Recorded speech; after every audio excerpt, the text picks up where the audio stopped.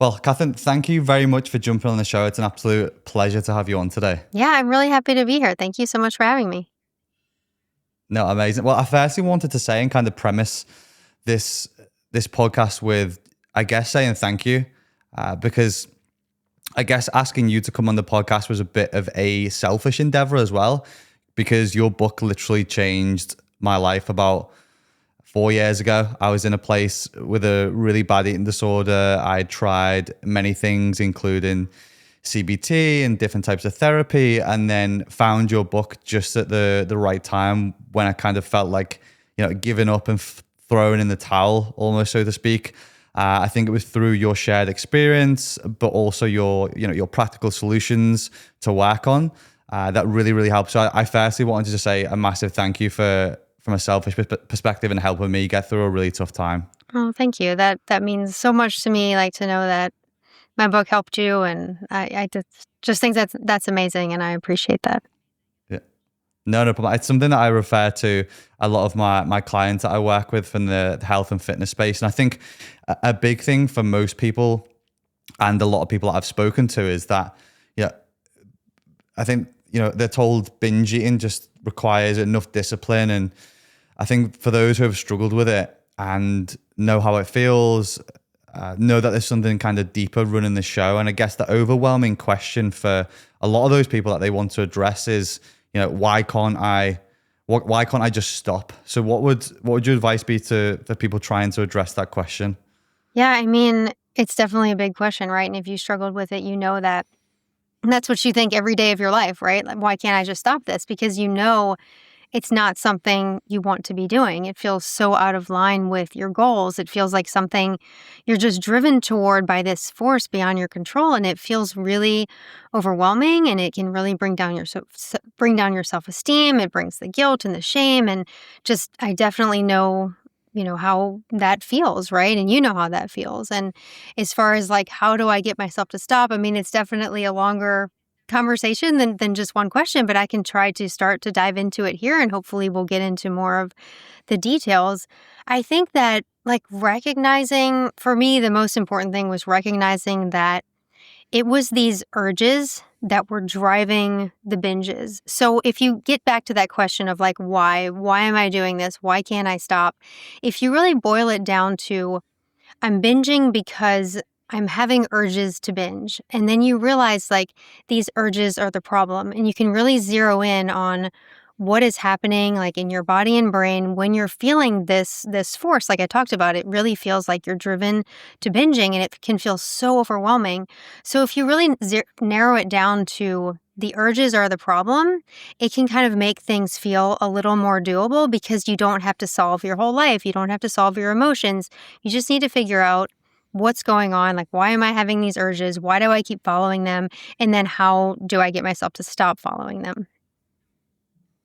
Mm-hmm. Yeah, I think you spoke about in your book as well, and with your own recovery, it being quite a fast shift. Once you realize, I think you put it that these urges were neurological junk and not a reflection of who you were. Why do you think that things clicked so suddenly when you started to realize this? Yeah, I mean, that was a huge realization that I had for sure. I got a lot of what eventually helped me from Rational Recovery, which is a book written by Jack Trimpey, which I mentioned in my book. So I always want to, give him credit as well. But throughout my time of struggling with an eating disorder, I really thought these urges were the result of something deeply wrong with me, like something in my emotions. They were the result of having depression or having low self-esteem, or there was something I was trying to cope with when I binged. That was a big overarching idea, and it still is, and that like binging is a coping mechanism for life's problems. So I thought these urges really signaled something deep and meaningful about me and about my life and my problems and my emotions. But what really shifted was, like you said, I started viewing these urges as something that wasn't me, that didn't mean anything about my life. That just was, the urges were the result of this primitive drive within my brain, this part of my brain that was very automatic. It was very unthinking. It was very primal, right? And it had become conditioned, which we can talk about more, through the repeated binging, which became a habit, which was fueled in the first place by restrictive dieting. So it was really started as a survival instinct to really save me from starvation. And then it became a habit and became something that I kind of became addicted to. And the urges would just keep coming up and keep coming up. And when I thought they were me, when I thought they meant something so symbolic or meaningful, it was really hard not to act on them. But when I made that shift to see them as just junk from my brain, as this automatic pathway that I really didn't have control over, but that meant really nothing. And I could just learn to have the urges, but not take them so seriously, not give them attention, and really see myself as completely separate from that drive to binge. Mm-hmm. Yeah, I think you had also mentioned around kind of those behaviors being ingrained and the pattern of behavior becoming repetitive, and even with that kind of primitive drive to the survival mode of that's why the binge happening, that even when we get maybe back to a quote unquote normal weight or want to put weight on, because we've learned those behaviors and because we've ingrained them in the brain that even when we get back to or come to a higher weight, that those behaviors still continue even beyond that? Yeah, I mean, that's a really good point, because a lot of people who get into this do get into this because of the restrictive eating. So when you realize that, oh, the restrictive eating is what's driving me to feel so out of control around food, and it's really my brain's way to try to protect me, it's this instinct, then a lot of people will say, okay, I'll start eating normally. But the problem is that's not the complete cure, because even when you do eat normally, there's a few factors at play. The first thing is that it just takes the body a while to sort of get that message and to feel safe, really on a biological, physiological level. Like the hormones shift when you are starving yourself and not eating enough food. Your fullness hormones decrease, your hunger hormones increase, and it takes a long time for that to really regulate. I mean, some research I shared in my book, it can take up to a year after the dieting stops for the body to really start to feel safe again and all those hormones to regulate. So that's one piece of it. And the other piece, like you said, is the habit, right? Once we do that behavior, it can have an element of pleasure in the moment, and it's not, any sort of actual pleasure. It's ends up in pain. Who's ever done it knows that it's not worth it. But in the moment, it can feel like this, dopamine rush, or this something that, feels exciting, right? Because if you are food restricted, then eating a lot of food is going to feel good in that moment. And anything that feels good or brings any source of pleasure, the primitive part of your brain really marks it as something important and something that it needs to continue to drive you towards. So it really becomes this habitual loop where you remember the pleasure more than the pain, and you feel so driven to get that behavior over and over and over. And it's really this false sense of reward, and that's what keeps repeating. So it's really that the survival instincts take a while to decrease, and then also the habit really takes hold, and that's what perpetuates it, I think, even beyond like when you gain your weight back, when you're no longer food restricted. Does that make sense?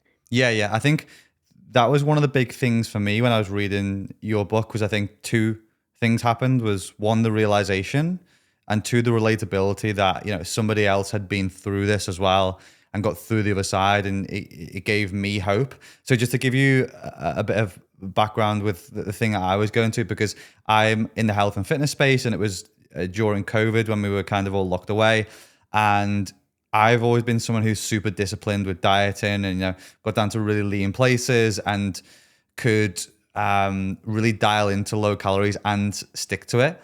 And then what happened is I developed something called NES, which is nighttime eating syndrome.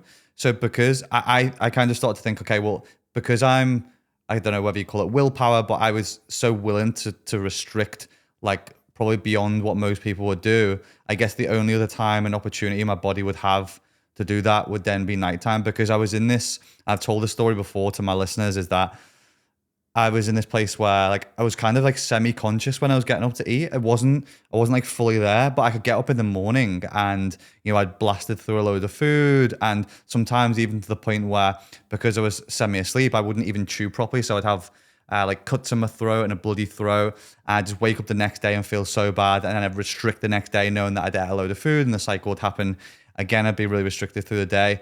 And that was something that I'd explored with CBT and therapists, and we'd kind of gone down routes of, this could be self-sabotage for things that you do in life and other things, blah, blah, blah, blah, blah. And a lot of those things didn't tend to work for me. And then I started to also notice that it would, one, happen more through stress. So when my stress levels was higher, it would happen. But two, like I started to notice if I was on holiday or if I stayed in the hotel or something like that, it wouldn't happen. Which was then started to get me thinking about, it's not a trauma response or story, because the changing conditions then also meant that it didn't happen.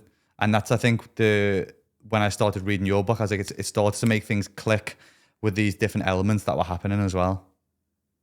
Yeah.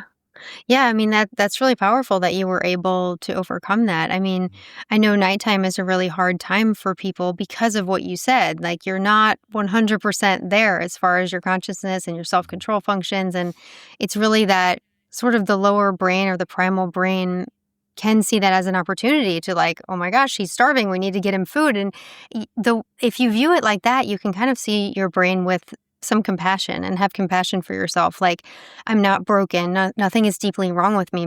My brain is just trying to get me food, right? But like we've been talking about, that can perpetuate long after it may be physically necessary. And I don't think binging is ever physically necessary, but it can signal a need for more food overall, right? These urges to binge, or this primal drive that's sort of maybe left over from when there used to be famines and, we really needed to eat as much as possible. But right now, like, there's never a true need for a binge, but your brain can produce those urges as a sign that you actually do need more food in normal amounts, like throughout your day. Yeah, I guess that the difficulty that I guess our brain and body's going through is that, we go back hundreds, thousands of years and we'd maybe fast on one huge meal and try and get as much food in as possible because we didn't know when the next time we're going to eat is, versus now we have an overabundance of highly palatable foods which can be delivered in an instant to us, or we can grab on the go, and they're super satiating and they're pumped with extra chemicals and different food textures and etc. And it makes it a lot more difficult. And I guess the big thing that I see, especially working in the fitness industry, and I'm sure you do as well, is just such a large amount of people. And I put a post up about it the other day, is I think there's like 9 million females with eating disorders, and there's like 4.5 to 5 million men more likely to act on that in terms of taking their own lives, which is obviously really, really worrying. And I think something that I saw and I personally experienced is that it's almost a culture with, especially when I was doing competitive bodybuilding just for a season many years ago, I would do things which would be deemed as disorderly eating, but were then, clapped and applauded as resilience and willpower. And these behaviors then were just instilled and ingrained in me more and more as, this was normal rather than something which is disordered. And I think we often see that in the fitness space as well, where, a lot of these people are trained individuals with eating disorders. And because they're getting double taps on photos and likes when they get leaner, it makes it really hard to break away from that disordered eating, because that's the thing that sometimes is helping individuals get lean and then experience that validation. I think that's the thing for me, which is quite worrying and quite scary. I'm not sure if you see that too much from, I guess, maybe being outside that space. Yeah, for sure. I mean, it is such a important thing to talk about in the fitness industry. I actually just had a former bodybuilder on my show. If anyone listens to the Brain Over Binge podcast, it's episode 191. And yeah, same experience that you had. And she's really trying to bring this to light in the fitness industry that, yeah, I mean, it is praised, right? The leaner you get, the more praise you get. And even on a wider cultural level, right? It's seen as something that is deserving of praise. And of course, like, I think health and fitness is a good thing, but when we take it to these extremes, there are biological consequences. And one of those is binging. And binging is very common in bodybuilding and people who, to different extents, but we talked about that a lot on the episode of my podcast, but it is definitely something to be aware of. And I'm not saying I have all the exact answers to help people give up the restriction piece. I definitely work more in helping people, give up the binging. But to do that, like, you have to give up the restriction. Like, I typically don't work with like purely restricting people, but when you restrict, you're just put yourself in such more risk for that binging behavior. So it's for some people, it can actually be harder to give up the restriction than to give up the binging. Like, the binging is more clear cut. Okay, I don't act on these urges. I can rid myself of this habit, but then they still feel this pull toward not eating enough food and getting as lean as possible and reaching whatever fitness goals that may be kind of unrealistic for their body, and then bounce right back to the binging. So I do find that I work, with people. I mentioned I don't specifically help people who only restrict, meaning like I don't specifically work with people with anorexia, but the restriction piece can be a really hard thing to let go, especially if you've kind of built your identity around that in the fitness industry. Yeah. So when you say restrictions, does that mean like giving up whatever dieting approach you're maybe currently sticking to? And what would be, I guess, the kind of initial steps that you would take if someone is being restrictive? Yeah, it's a hard question to kind of answer because there's no one exact right way to eat for everyone. So I think the basic thing is to make sure that you are getting, adequate calories. And I know there's different, opinions on what that means to each person, but I think most people kind of know what generally normal calorie ranges are. So it's really about adequate quantity and then adequate quality as well, like making sure you're not completely eliminating one of the macronutrients, right? Like, you're getting fats, proteins, carbs, you're getting fruits and vegetables, right? You're eating consistently. I think that's a big thing, is I really try to encourage people don't go for long periods without eating. And that's a really popular thing now in the fitness world, is intermittent fasting. And it's really not compatible with binging recovery. So it's the consistent eating, the quantity, the quality. And again, that's going to look different for everyone, but it's about not allowing your body to go hungry, right? We'll be hungry before our meals, but not going hungry for long periods of time, not feeling unsatisfied after meals, really doing your best to nourish your body. And when you do that, you allow yourself, or you give yourself the capacity then to be able to work on not acting on the urges to binge. Like, if you're still in that restrictive state where you're going long periods without food, where you're barely eating enough at meals, you're not getting enough quantity of food, and the urges are going to feel completely overwhelming. It's going to be nearly impossible, and it's impossible on any long-term basis to not act on those urges to binge. So once you have that adequate eating in place, you have the capacity then to have these urges, realize they don't signal a real need. They don't, you're getting enough food, so you don't, actually need more food in those moments, and you're able to ride them out, basically. And I teach people how to do that. But does that answer your question as far as like how to give up restriction, and then that puts you in a position to give up the binging? Yeah, that makes sense. I'm just wondering as well, is there anything you do in terms of like reinforcing those behaviors? Because just the basics of like operant conditioning is that you would like have a behavior, then you would reward it with positive reinforcement, and then that may then either decrease the amount of times the bad habit continues, or replace it with that good habit. Like rewarding yourself for eating adequately or not binging. What do you mean by that? Yeah, so like, for example, I think one of the things that when I often speak to people is that they, for example, will be on this journey to try and give up the binging, and they might go like a certain amount of days or weeks, and it's like, oh, it's happened again, and now I'm back to square one. Whereas like, I guess the mentality that I started to get into was, in terms of the law of averages, last month it happened 4 times, this month it's happened twice. So that means on average it's happening less than it did, rather than seeing things as black or white. And then I guess I tried to be a bit more rewarding of myself with certain things I would do or give myself to try and enforce those good positive behaviors that I was taking up when I wasn't binging as well, to try and really drive that home to myself. Yeah, I think that makes a lot of sense, and it's a great strategy. And it even reinforces brain change. Like, when we're praising ourselves for the things we're doing right, when we're bringing attention to it, when we're rewarding ourselves for doing things right that move us toward recovery, it solidifies the new neural pathways, that you're building new habits, you're decreasing the old habits. So I do think that's a big step. I always encourage people to celebrate every time they don't binge. And like you said, even if it's a reduction in binging, that is something to celebrate.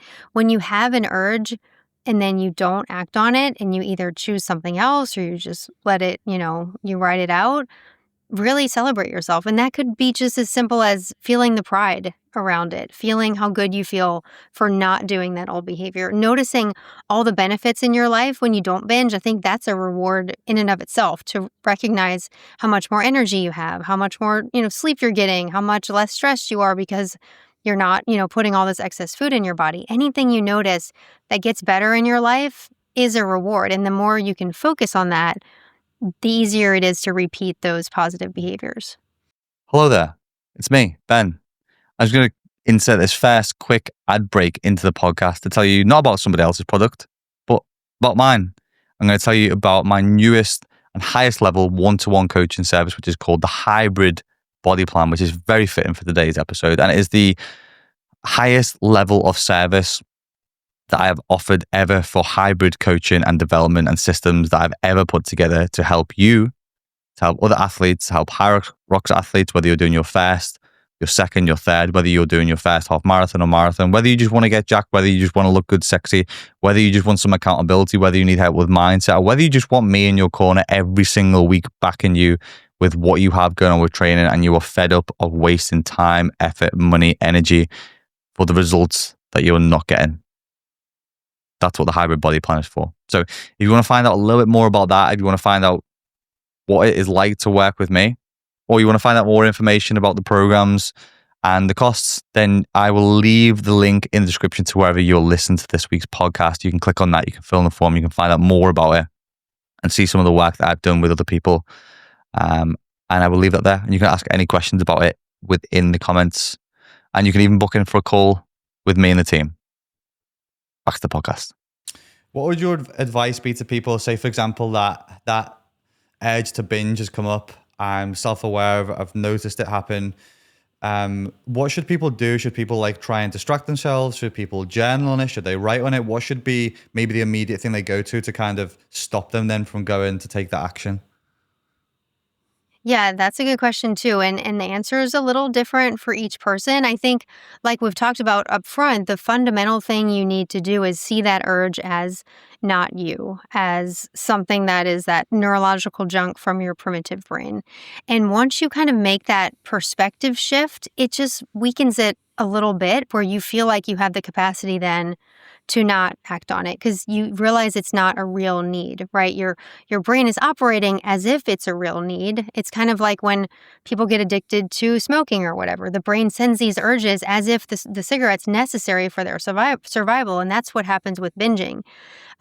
Your brain is signaling like, you need this, you need this. And when you can see it as, that's not a real need, that's not me, that's just neurological junk, that's just signals firing in my brain, it just gives you a little space. And it can still feel like desire. It can still feel like you want it, but you know that it's not what you truly want. And then that puts you in the position to kind of decide what helps you in those moments. And I always tell people, the things that you choose to do are not meant to get rid of the urge, because the brain in that moment is very focused on food. And kind of to go back to the cigarette example, it's like telling a smoker, okay, just chew a piece of gum and you'll be fine. No, you're still going to have the urge to smoke, but you just kind of chew the gum anyway until it passes. Same thing here. You choose to do whatever else helps you until it passes. And I always tell people too, to take care of yourself as much as possible in those moments. It might feel like a loss to not binge for a little while. You might feel sad because you can't get that whatever excitement that your brain is telling you you're going to get. And that's okay. I think it's about accepting any of the feelings that come up in that moment, and about just taking care of yourself as well as you can. Distraction can be a perfectly fine thing to do. I mean, you don't have to just sit there and feel the urge. You can do other things. Get out the environment, journal, take a walk, listen to music, anything to shift your energy. Sometimes physical movements can help too, really quick physical things, like even shaking your arms and legs or jumping up and down for a second. I mean, just anything to shift that energy. But the goal is not to do something to make it go away. The goal is to kind of realize that you're okay even with the urge, and that it will kind of go away on its own time. And then all the while making sure you're eating enough food. And then if an urge comes back, you do the same thing. And all the while make sure you're eating enough food. So it becomes this flow of like eating enough food and dismissing the urges. And it's really those two components. Like in my approach, I always say there's two goals of recovery. It's dismissing the urges to binge and eating adequately. So it simplifies recovery for people where you're not feeling like you have to fix your life or have this perfect meal plan or be this perfect weight or solve all your emotions. You're just trying to dismiss the urges and eat enough and just keep repeating that. Yeah, that makes sense. I mean, say for example, someone's given into the urge to binge, like I did many a times. What would kind of be your advice to those people post binge? Because I know for myself, there've been two different things that I'd done. One would be to then over restrict or over exercise, which I know that a lot of people do. And then there's a couple occasions where I tried to really lean into doing the opposite. And I think one of the things that I would usually do would be to take any of my Apple Watches or Garmin watches off, or things that I'd use to track output with steps or with movement, because I knew those were kind of things that would trigger me more so, and try and, like you said, be a bit kinder to myself. But is there anything that you would kind of say to people, or strategies you would use post binge that can help with that obviously that the feeling that overcomes you, because it can be really overwhelming, I think, once it's happened? Yeah. Yeah, it is, because you know that it's not what you want. And in the moment before a binge, you kind of get tricked into believing it is, right? Those urges overwhelm you. You think it's what you want in the moment. You do it, or you kind of fall into it before you even recognize it. And afterward, you realize, oh my gosh, I didn't want that. Like, I don't think there's ever been anyone ever that's been happy that they've binged. Like, it's always regret. It's always shame. And I think it's like taking that moment and recognizing that this is not what you want in your life. And I think some people kind of want to brush that part aside and just get right to, okay, what do I do next? But it's like, really sit there and recognize, like, this is what I don't want. This is the result of a binge, and really try to connect in your mind that binging equals pain, and not to like criticize yourself for it or beat yourself up for it. Just recognize the result and recognize that urge was not telling your truth. And the more you see that, the more that, like, the next time the urge comes up, you can kind of connect it with that experience that you have after binging, and realize that the urge is not telling the truth. It's lying to you. And the more you can recognize that, the more it helps you dismiss that next urge. And then, do that, but don't stay there too long. Then you can move on to, okay, what do I need to do to help get myself out of this? And it can be difficult after a binge. Your cravings can be more. You can feel, low energy, low motivation. And it's just about recognizing that and doing the next right thing. Like having your next meal. Like, always try not to go too long, again, without food. Even if you have binge, there'll be some time where you probably won't feel like eating for a while and your body has to kind of digest and get back online. But as soon as you can, have that next meal. Don't do anything to try to compensate by, starving or really over-exercising, because that's just going to perpetuate the cycle. It's like getting to that next meal. And then also possibly reflecting back on that experience. Like, what happened? I always tell people that a binge means you acted on an urge.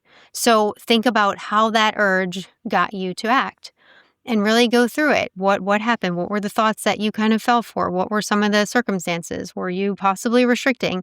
And trying to learn from it, because when you learn from it, then you can adjust and you can, prevent those mistakes from happening again. Yeah, that makes sense. I guess the other thing I want to, just because I think you mentioned it before, and just so people who are listening understand the differentiation is between, I know you mentioned the lower brain and the higher brain, and you mentioned it in your book as well. Would you just be able to talk a little bit about that?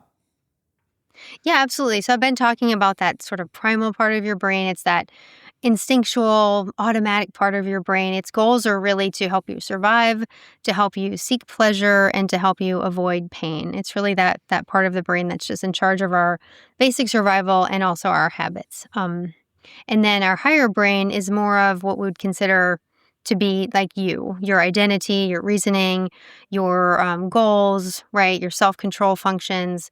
And your lower brain kind of operates automatically and gives you desires and urges and things like that.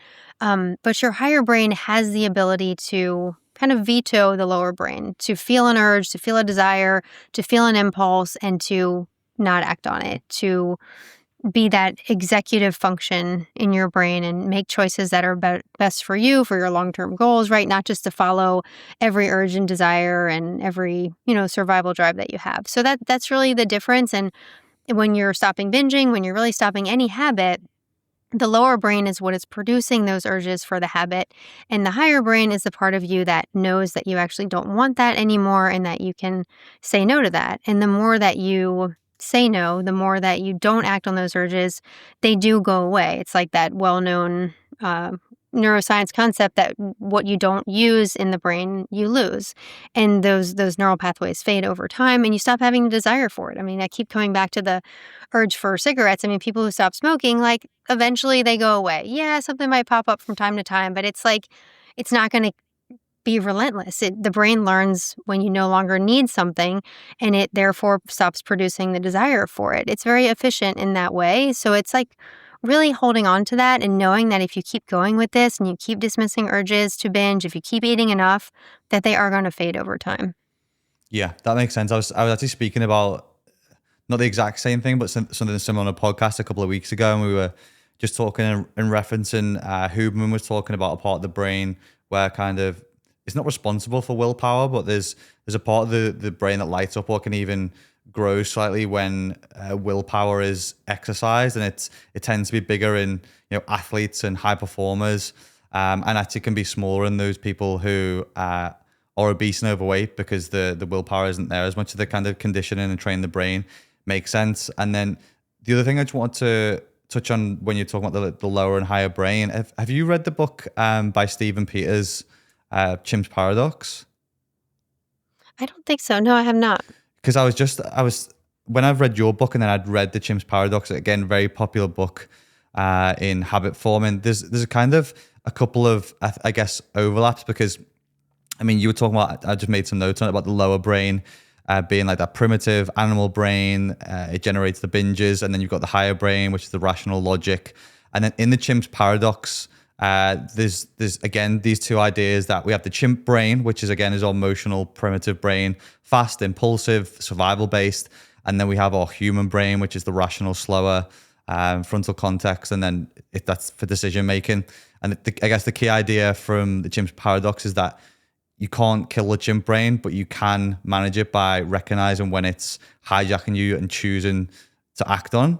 I kind of thought that the overlap was interesting between both the models, that we've got that impulsive primitive part of the brain that often sabotages ourselves, but then we've also got that higher rational brain that overrides it. I didn't know whether you'd ever read the book. I thought if you hadn't, it'd be super interesting just to kind of the two concepts marry up quite well between the chimp brain, the human brain that Stephen talks about within that as well, because I know that a lot of my listeners have listened to it, and it sounds like the kind of two principles marry up quite well as well.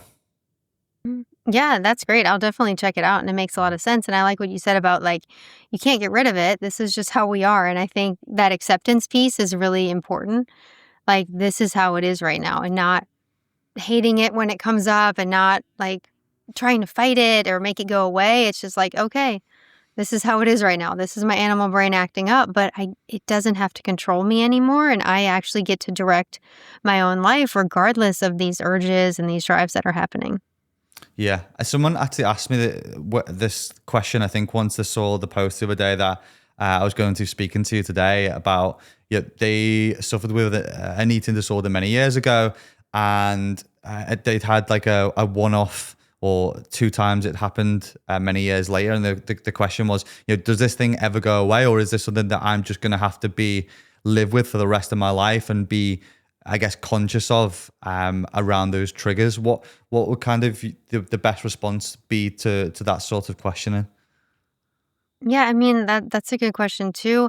I do think that the urges fade and they go away. And like I talked about in kind of a lot of habits and addictions, there's nothing guaranteeing it won't pop up as far as like having an urge.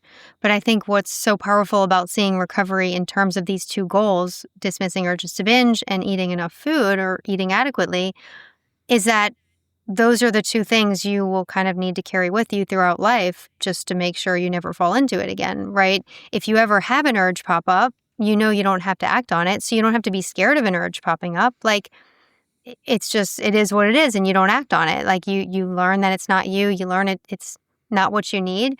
And that doesn't mean you have to walk around scared all the time or trying to avoid triggers or anything like that. It just means if your brain gets triggered, if that old pathway fires up for whatever reason, you'll be okay. Mhm. And then also the eating adequately part. It doesn't mean you have to eat perfectly every meal. It doesn't mean you can never get a little bit hungry, right? It just means you shouldn't be like purposefully trying not to eat enough to put your body in that survival state. If you know you're susceptible to binging, I mean, even for people who aren't, and a lot of times we don't know who's susceptible and who's not until after the dieting starts. But even if you're not susceptible to binging, it still can cause problems to be restricted with food, and it could make cause overeating and cause more weight gain in the long run. So, it's really about keeping those two recovery goals in mind and realizing that, yeah, like throughout your life, you'll have to dismiss an urge possibly, and you'll need to make sure that you eat. But that's just kind of normal human life, right? We all need to eat food, and the urges will fade. Like just because you possibly could have one in the future, that doesn't mean you're going to be having them daily for the rest of your life. Like, provided you're eating enough, provided you're not acting on the urges, they'll fade. I mean, for me personally, it took about like 9 months for the urges to really get to a point where I didn't have them anymore. I mean, they were strong in the beginning, first few weeks, definitely decreased by a few months, or, almost gone by 6 months or so. And by 9 months, they went away and I don't experience them. Like, sure, I have food cravings or like maybe a desire to have a little too much of something, but it's never like the urge to eat these massive amounts of food. It just seems like the complete opposite of pleasure in my life today. And if I did have an urge, I just am confident that I'd be able to recognize it and not act on it. But it's been 20 years for me, and that hasn't happened. And I do definitely think it's possible for it to go away forever. Yeah, I guess that's I mean, especially in the fitness space, the difficult thing is, and I often see I don't know if it's an argument or more of a debate just between, the amount of people who start as dieters and then maybe it progresses into pathological dieting and then into an eating disorder. And there's, people who will argue, well, it's a causation, but I think, sometimes it could just be more correlation with that sort of thing if people go into dieting, especially in the fitness world. But how do you think we can spot when habits cross the line from being discipline to disorder when it comes to dieting? Yeah, that's a hard one. I mean, because like I said, we don't want to discourage health. We don't want to Hmm. tell people you can't be healthy. I do think when you start getting into the calorie deficits, and especially extreme calorie deficits, I mean, I think that's always a red flag. And for people who are susceptible, that's what really leads down the path of an eating disorder. Like if you're trying to be strong and you're trying to pursue fitness goals, like you need fuel, right? You need to eat. And if you're trying to pursue fitness goals and not eating to fuel that, I also think that's a red flag for sure. And I do think it's, within each person too. Like I was a runner, and I remember at one point, running, and it felt like I was fueling my body and really working on my fitness. And then at some point it tipped to be like, I'm starving, and every time I run, I'm getting weaker. And I think each person can kind of recognize within themselves when they stop feeling healthy, right? If you're truly pursuing health, you should feel healthy. You shouldn't feel starving. You shouldn't feel like your workouts are draining you or making you feel terrible. And I just think, if you're someone who's questioning whether or not your behaviors are healthy or tipping into possibly eating disorders, it's like, how are you feeling? How is your body responding? Are you fueling yourself for your sport? And if you're not, then really start to take a look at things and get support if you need it. Yeah, would you just mind talking a little bit more about your story when you were running and kind of how exercise or over exercise played a role? Because especially with this podcast, there's a lot of listeners who are really into hybrid training. So they like to lift and they like to run, they like to perform, but they also like to look good. And that can sometimes be a tricky thing, especially when, I work with a lot of people who they want to either, run a marathon or a half marathon, or, they might have a high rocks or a cycling event, but at the same time, they also want to lose weight. So it's kind of balancing that power to weight ratio whilst also wanting to look good. I think that can be really difficult because there can be a crossover point of where you're under fueling for stuff whilst also output and volume being really high. So would you just be able to talk a little bit about kind of your running background and maybe that time in your life as well? Yeah, I mean, so I ran in college, like I was Mm. a, competitive collegiate runner, and it didn't go well just because I had gotten into negative, you know, behaviors with food, and it led to a lot of injuries, and my body weight got so low that I ended up getting stress fractures. And I think that's another way to kind of tell if you're tipping into dangerous behaviors is like, are you getting injured? Is your body breaking down? And that's really what happened to me. And as far as like what you're talking about with, trying to meet different goals, I mean, back then it was like running as fast as possible and losing as much weight as possible. And that, I mean, body standards were very different. It was all about like lose fat, lose fat. Now it's about a lot of different things. But as far as me, like when I first started training harder and eating less, my performance got better for a short period of time. There was this sort of honeymoon period when I was like lost some weight, my time started improving, and that was very short lived. Eventually, like, I definitely tipped into the binging behaviors. My running started suffering, and I definitely recognized there was a problem, and that's when I started trying to get help. Of course, the help told me, the therapy that I went to told me it was this deep emotional issue, and I had to dig into my past and solve all my emotions when really I had just, like, stopped eating enough food. It's interesting for me too, like it didn't really start with just the running. Like I had a tonsillectomy, which made me not eat well for a couple weeks, right? As you're recovering from surgery. And that set off this desire to keep not eating. And that's what you talked about like the correlation versus the causation. And like, it doesn't always have to be a purposeful diet that leads into an eating disorder. It can be like, for some reason you can't eat.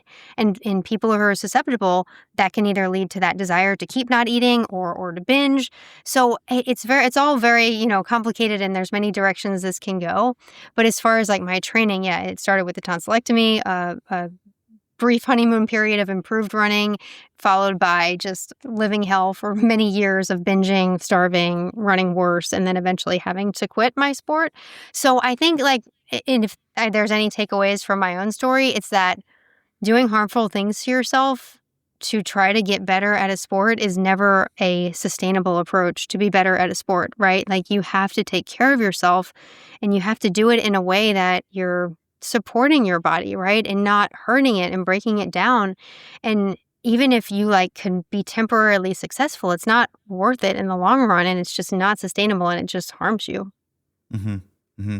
I think that's the difficult thing that often see now with a lot of these sports, running, cycling, whatever it is, or people just dieting online, is that what we spoke about before is the difference between discipline and that disordered eating, because people will just be like, you've got to lock in, you need to grind it out, you need to push through it.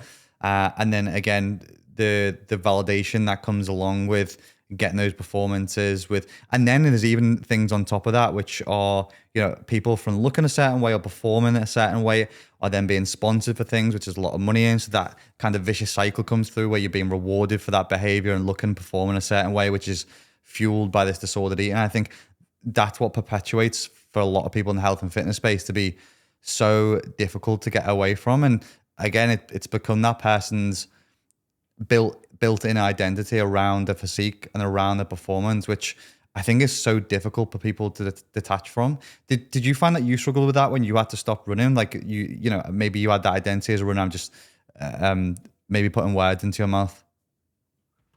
Yeah, I mean, it makes a lot of sense. I like what you mentioned about like people getting sponsored and people getting, like we talked about before, getting praised for this. And I do think that perpetuates it.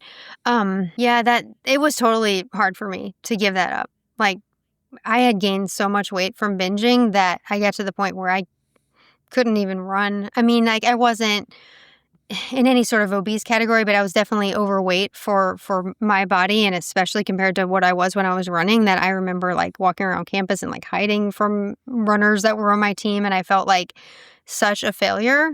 But that was the result of binging. That wasn't the result of just not running. Like the binging really like killed my identity, killed my self-esteem. And then also having to give up the identity of being a runner. And yeah, I think people, build their identity around that. And I don't think it has to be a bad thing, again, if you are approaching it from that standpoint of health and from that standpoint of actually taking care of your body and fueling your body properly. And also kind of recognizing that the people who are getting the sponsorships, like who are at that elite level, I know it's a hard conversation to have because there are some people who possibly can do these things without the extreme consequences. But I do think it's more rare, and kind of us normal people shouldn't really be comparing ourselves to that and trying to live up to that. And even the people who are getting the sponsorships, and I've talked to several of them, and the one that was on my podcast recently, like, you don't know what's going on behind the scenes for them either. Like, yeah, sure, some of them could be doing this in a way that it's not creating consequences, creating problems with eating, creating binging. Some of them it is, and we don't really know that, but I think it's about like recognizing that that's not you. Like, to try to compare yourself. I mean, I'm not going to go compare myself to, like, I don't know, it's a bad example, but like an NFL quarterback. That's just not me, right? So looking at that with an element of, okay, that's right for that person, but I need to really look at what's right for me and what's healthy for my own life. Yeah, I think that's a big thing of in terms of people don't see those behaviors behind closed doors and what the story that's going on. And I mean, we even see this coming out later now from huge world-class athletes. So even I remember a couple of years ago, Colin Jackson, one of the best hurdlers in Olympic history, came out and was talking about his eating disorder. I think there's other cyclists that have come out and spoken about it. And it's something that we don't see. And now even more so with social media, because you spoke about comparison, we're fed the most elite individuals and physiques in the world constantly to our feed because they're the thing that is looked at most by other people. Whereas, especially in my mum and dad's era, the only people they would have compared to was either the people in the coffee shop or the people in the supermarket that they would have saw every week. So I think it just makes it even more difficult when you've got this huge selection of people to compare to, and also given different opinions online. And we see so much stuff around foods and what one person's doing and copying another. And I know this is something that you've spoke about in terms of I think it was detaching morality from food, like good and bad foods and things like that. Why do you think that is also crucial in terms of mindset for shift around recovery? Yeah, and that's a big question that comes up because as we look at our food that's available today, like, most people can recognize that, yeah, some foods are not as healthy for us as other foods. So in the eating disorder community for a long time, there's been this thought of, okay, don't label foods as good and bad. And I'm a little more in the middle when it comes to that. Like, I don't think you should label foods good and bad, but I think it's okay to recognize that, like, based on science, some foods probably aren't as good for us. But that doesn't mean that we can't eat them sometimes. Like, right? I think it's about recognizing that it's about kind of what we're doing overall and like our general trends, and not like every decision doesn't have to be so crucial. And a lot of times health is based on a lot more than just the specific ingredients in the food. It's based on like being able to enjoy our life, being able to socialize, being able to, enjoy some type of food with friends, or just feeling like you're not powerless. I think feeling powerless around foods, or feeling like certain foods are scary and going to harm you, that creates so much anxiety, that creates so much like stress that's also not healthy for us. So I think it's finding that balance of like recognizing, yeah, some foods are more healthy than others, but also it's very unhealthy to have this attitude that certain foods are terrible and it's, they need to be off limits forever. And also, I like to teach people to help themselves not be powerless around foods, to like practice eating foods that maybe you think aren't the healthiest for you and maybe are overstimulating and maybe have more sugar than what you normally eat. And that sort of activates those brain pathways, but that's your opportunity to realize you are capable of eating that without then tipping into a binge. And when you know you're not powerless around any food, when you know you're capable of eating any food in normal amounts, then you really get to choose based on really authentically what you want, and not based in fear, and not based on thinking you need to avoid certain foods because they're going to make you binge. It's really learning that you can kind of create that for yourself as far as like what foods you want to have more of, what foods you want to have less of, but nothing has to be off limits. Like, of course, aside from any sort of like medical issue where you need to avoid certain foods. Hmm. That the powerless and the fear one is a big thing. I know it was for me and a lot of people, more so in regards to just social situations. So I think I definitely got to a position where, I just avoided going out to restaurants and meals and things like that, because like I just don't want to put myself in that position where, I'm scared of eating something or overeating something, or and it wasn't healthy at all. I know there's a lot of people who I've spoke to in that same position who just don't go out and eat anymore. They've excluded food groups altogether, and that was something that I definitely spoke about when I was doing the CBT and the therapy and things like that. But there wasn't a huge focus on meals, foods, how much I was nourishing my body. Again, it was all around previous traumas, things that had happened in my past, really delving into things that felt like they really were quite distant from the point. And I guess what I'm kind of trying to get out at here is, do you think there's sometimes a danger in over medicalizing some of these issues and taking them from the real point that I guess you've addressed a lot within your book? Yeah, like over medicalizing the issue of what? I'm sorry. Can you repeat that? And in terms of, where we're told to look at it as in, there's a reason for why this is happening in terms of the trauma and the emotions and the stress around binge eating, rather than maybe simplifying it like you did. Yeah, I mean, I think that makes sense. And I apologize. I didn't understand the medical piece threw me off because I think we almost Oh, good. I don't know what the right word is. Like we make it too much about our mental state and our emotional state, right? Like we almost over psychologize it or whatever, if that's the right word. When I do think it's Mhm. much more of a physiological, biological, brain-based issue. And sure, like stress and everything can kind of come into play as far as maybe who's susceptible or like why it perpetuates more in some people. But I do think that ultimately the underlying restriction in most cases is the biggest part of the problem. Like you're talking about, you were kind of restricting and not eating enough food, and you go to therapy and they're like, okay, it's trauma, and you didn't really even talk about the food. But that's like the biggest issue that needs to be solved, right? When you are starving, your body is going to have such a heightened response to food. It's going to view food as so much more rewarding, so much more pleasurable. And that all makes sense in terms of the survival of our species, right? Like if we're starving, we should have food be our number one priority. So then you kind of can get this idea that you're addicted to food because you taste something sweet and oh my gosh, you want to eat so much of it.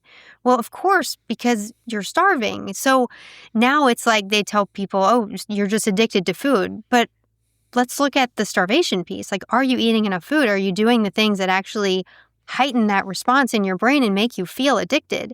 I mean, most people who have like active bulimia, like will score, within will kind of can be diagnosed with a food addiction. Basically, there's like a food addiction scale, and most people with active Mhm. bulimia will be addicted to food. But then recovered people, like it goes away. Like that addiction piece is active within the context of the bulimia or the active eating disorder or the starvation, but it can be healed. I think, you talk about like over medicalizing things. I think that's another place it's over medicalized in this whole idea of like food addiction. And because we can see on a brain scan, like the brain lighting up and in response to certain foods, just like it does with drugs. Well, of course it does. Like food is necessary for our survival, and a survived brain, a starved brain is really going to light up, right? It's really going to find food rewarding.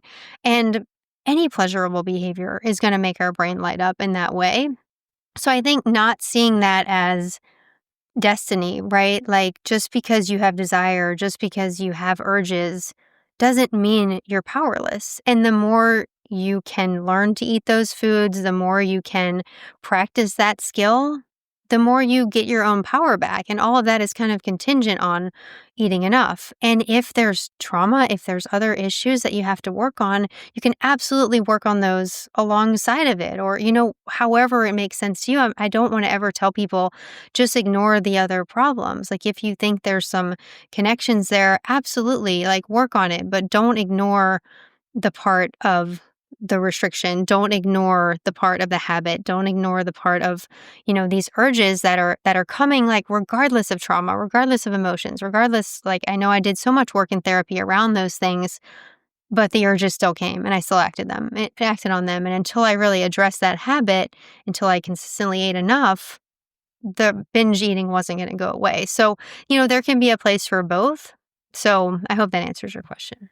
Yeah, it does. Yeah, I guess it's very multifaceted for depending on the individual. And I mean, just on that as well, I know especially for men, therapy doesn't tend to work as well. It's something that we've noticed a lot in the UK, because even with men's mental health, there is now a lot more men speaking. It's reported that a lot more men are reaching out for help, but things medically, therapy, things that are set up for hospitals just aren't in place to really address men's issues and address them in the way that men then best respond to them. We know that men don't respond as well to therapy as women do, especially when it's kind of face-to-face therapy. Men tend to communicate a lot better when they're shoulder to shoulder rather than face to face.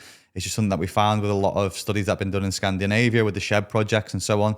So it was interesting for me just even kind of be in that space and experiencing it anecdotally as well. And then having the research, we kind of then said, okay, this is maybe the part of the issue with that as well. So yeah, I think the CBT probably did also help with that. And I'm not saying to people it never did, but there's probably a mixture of both, reading the material that you were putting out and then a mixture with the CBT stuff that then really did help me moving forward to better understand it. And I guess just a closing question that I want to ask you, Kathryn, as well, is because there's going to be somebody listening to this podcast right now who's in the darkest place that they've ever been and who feels like they'll never beat this and they are just completely fed up. What would your message to them be if you could speak directly to them now? I think it's about trying to do like the next right thing. Like, what is something that can help you move toward eating adequately? What is something that can help you move toward not acting on the urges to binge? If you think of it, like, if what I've said today resonates with you, if you think of recovery in terms of those two goals, then when you're in that dark place, again, it's not like I have to solve everything. It's like, what can I do to move myself forward in those two goals? How can I help myself not act on the next urge? How can I help myself eat the next meal? And when you do that, I think the actions that you take that are positive start to build that self-trust, and you start to build that belief that you can do it. A lot of times when you're in that dark place, it's hard to see, it's hard to believe it, especially if you've tried so many times. And you don't have to wait to have the belief in order to take the action. So try to take the next right action in terms of eating enough food or in terms of not acting on urges. If you do need support, I offer a lot of support. I do one-on-one coaching, group coaching at brainoverbinge.com to kind of talk people through these moments as well. But I hope that just simplifying it in terms of those two goals will help you do the next thing that's going to help you feel just a little bit better and more capable of keeping going until you're free of this. Amazing. I'm sure that'll give people a lot of hope who are listening today. And again, I always do recommend your book to everybody who listens to this podcast and a lot of clients that I work with, because it really did change my life, and I will continue to recommend it to other people. I'll leave the link in the podcast show notes for your book as well. But if other people are wanting to find you anywhere else, whether that be on social media or the courses that you offer or the help that you offer, where can people find more of you, Kathryn, as well? Yeah, for sure. It's just brainoverbinge.com. That's where I have everything. And then my Instagram is brain_over_binge. I don't know. Brain Over Binge wasn't available, so that's what that is. And you can link that in the show notes as well. I post on Instagram almost every day. So Yeah, thank you so much for having me. I really appreciate you continuing to share my book and to share your story. I'm sure it's really helpful as far as, speaking to others in the fitness industry, speaking to men. And it's really, brave of you to come out with that. And I appreciate the time. Yeah, appreciate your time, Kathryn. And again, I appreciate all the work that you've done in the space to help individuals. So thank you for today.